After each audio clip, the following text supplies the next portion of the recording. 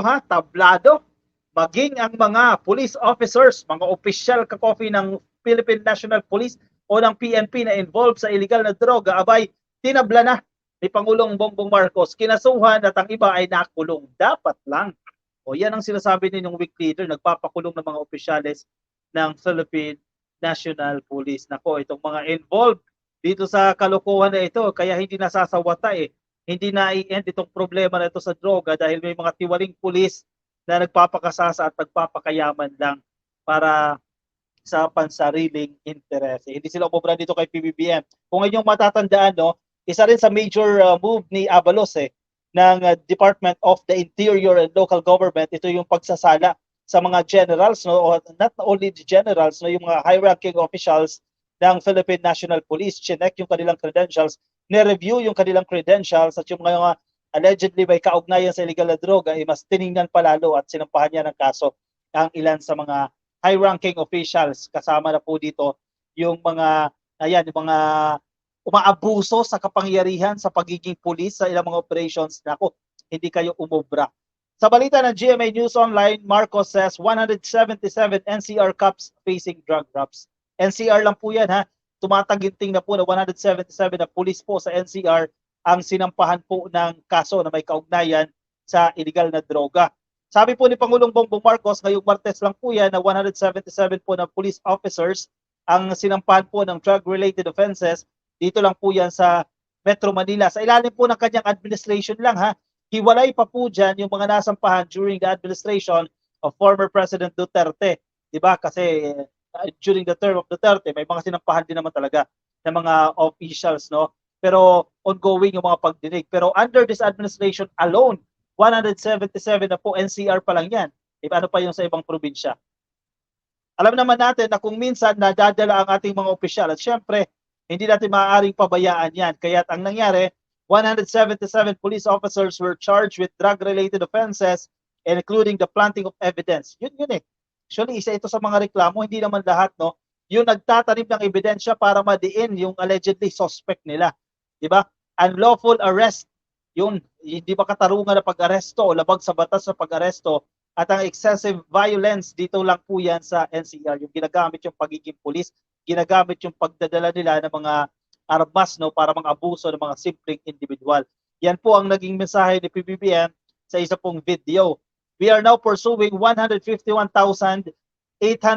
court cases by the Department of Justice. Biruin mo napakarami niyan, 151,818 na kaso po na nasa DOJ po dyan in 2022 to 2023 with 121,582 na ikulong na. Magandang accomplishment ito. Hindi lang ito during the administration of PBBM kasama din dyan yung administration ni Duterte. Itong 121,000 individual na napakulong because of illegal drugs transactions. Marcos said the figures are not just good numbers, but it also showed the improvement when it comes to the administration's fight against illegal drugs. Very good very good. Iba yung move, iba yung strategy ni PBBM dito. Kaunti yung namamatay pero merong accomplishments. Nung isang araw lang, na-discuss natin yan Napag-uusapan natin ito nagiging accomplishments ng ating administrasyon po para wakasan itong ipinagbabawal na gamot. Yan pa ngayon ang weak leader. Yan pa yung sinasabi ninyong weak leader. Tahimik lang yan ka-coffee pero merong accomplishments. Yung iba kasi dyan sige, puna hanggang puna na lang ng puna. Wala naman kayong ebidensya. Wala kayong patunay. Ito merong mga records. May numbers galing sa Philippine National Police. Ito ang sinasabi. Ito yung improvements. Ito yung naging accomplishments natin during his administration. Merong patunay. Merong resibo. Ay, ano sa tingin niyo dyan? Sige, comment kayo dyan sa ating comment section at magbasa tayo ng inyong mga comment. Joel Lopez, samantalang si Romualdez, ang kamag-anak NK Incorporated na magiging FBR2 na magpapatalsi kay Marcos, malamang ngayon, totoo, ng si Paway Ilocos si Matapon. Joel Lopez, mukhang may kulang dito, sir. I don't think nagagawin. Nagets ko naman yung message mo dito, Joel. I don't think nagagawin ni Romualdez siya na ilaglag si PBBM. But I think PBBM knows better than to trust Duterte after maligning him. Nelia Lerios. Yes, agree. Yun nga rin Yun ang ating tingin dyan.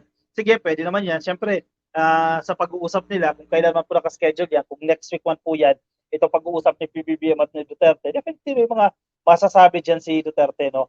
At isa nga, sigurado tayo dito, sa magiging agenda nila, yung usapin sa International Criminal Court. Kasi parang ito yung hinahagel nila ngayon kay PBBM kasi parang di ba nag-change daw ng directions. Initially, sinabi daw ni PBBM na kalimutan na itong ICC, and then ngayon understudy na, no? So nag-iiba ng pagtingin si PBBM. So siyempre nakakarib din si PRRD dito kung sakali man na iaalaw o susuporta ng administrasyon itong ICC investigations or pag saling muli sa ICC, definitely mapag-uusapan yan dyan sa upcoming pa lang ba ito o naganap na, hindi lang natin alam, upcoming meeting ni former President Duterte at ni President Marcos. May sariling desisyon si PBBM, hindi mo yan madidiktahan. Definitely, agree tayo dyan. Huwag maniwala sa mga Duterte, mga sinungaling ng mga yan, sundin ang batas para walang problema, sabi ni Maria Sara.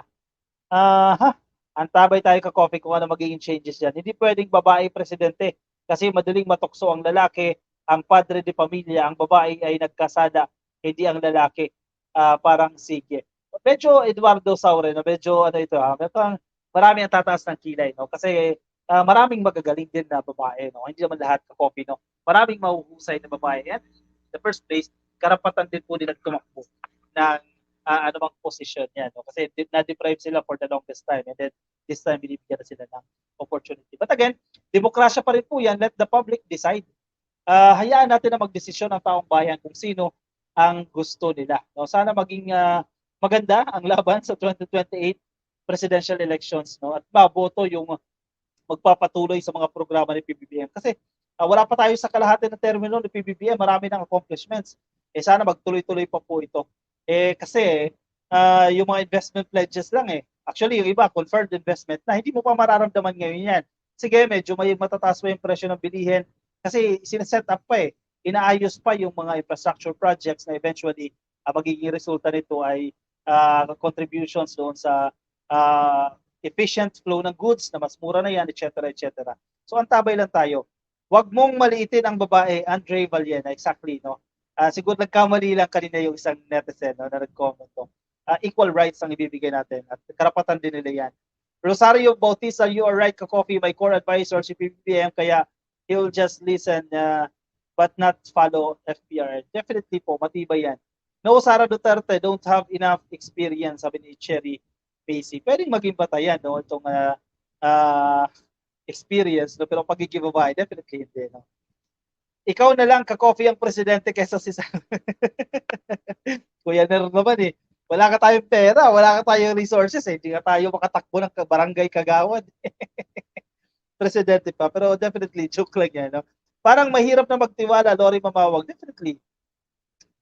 At natuto na si Presidente. Hindi ko makakalimutan yung interview na yan Yung interview niya yan sa, hindi pa siya Presidente si PBBM Yung parang lesson learned noong 2016, no?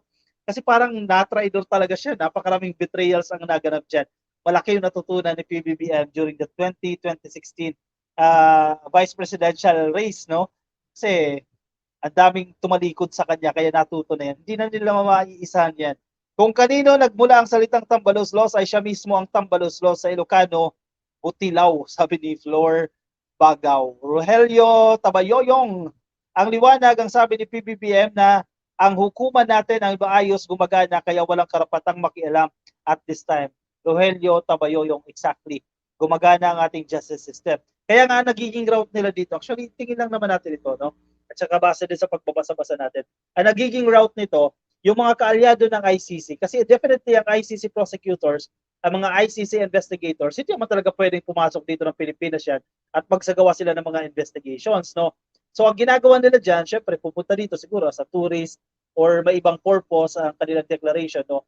Pero magbibigay sila ng payo doon sa mga allegedly biktima ng war on drugs, no? Syempre, resources din yan, magbigay ng mga mahuhusay na abogado na magdidiin sa mga Duterte, etc. No? Financials, pwede rin, nagawin nila yan. Not necessarily ICC prosecutors, pero supporters ng ICC, no, na pupunta dito sa bansa. Kasi kung pagbabatayan din natin, yung ano ba ito, Marites lang ba ito, yung mga sinasabi ni Harry Roque na nagpapabalik-balik na sa law firm Itong ano ito, mga ICC supporters ba ito? Nagpapabalik-balik na doon sa law firms na humahawak sa kaso ng war on drugs. So ganyan strategy. Definitely ICC, wala talaga silang karapatan. Malinaw yan kay PBBM din, malinaw na hindi dapat nila gawin yan. 2016 ang inspirasyon ni PBBM kaya siya tumakbo bilang presidente, sabi ni Melton Valenzuela. Kay Chris Dioneda, okay naman sana kahit babae, kaya lang base sa karanasan ng Pilipinas, hindi maganda. Mula kay Cory GMA Lenny, hindi maganda lumabas ngaw-ngaw ng pwesto. Pwede siguro, case-to-case basis naman yan. Pero kung magiging batayan natin ang pagiging babae, definitely it's a no-no. Nora Elong, if I were one of the victims ng war on drugs, I would also wish for the ICC to intervene, sabi ni Nora Elong.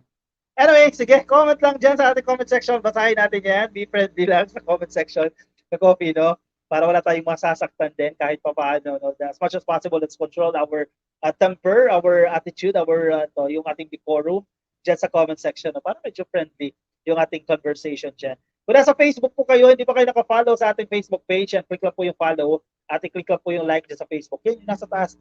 I-click nyo lang po follow yan para ka-copy na kayo talaga. Kung nasa YouTube po kayo, click lang po ang subscribe at kunin nyo na yun yung kape as we move on to our next topic.